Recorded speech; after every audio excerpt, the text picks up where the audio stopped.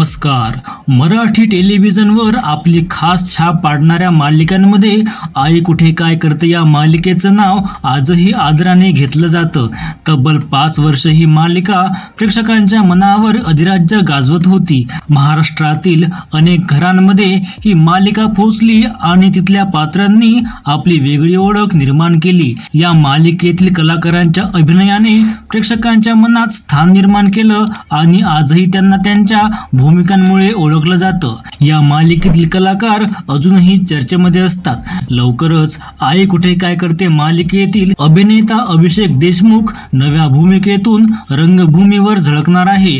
मालिकेतील यशची भूमिका साकारणारा अभिषेक आता वजनदार या नाटकातून प्रेक्षकांच्या भेटीला येणार आहे.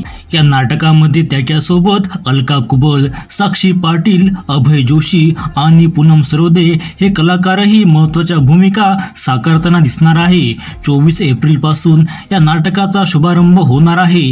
या खास क्षणाबाबत अभिषेकने सोशल मीडियावर एक पोस्ट शेअर करत ही बातमी सर्वांना दिली आहे.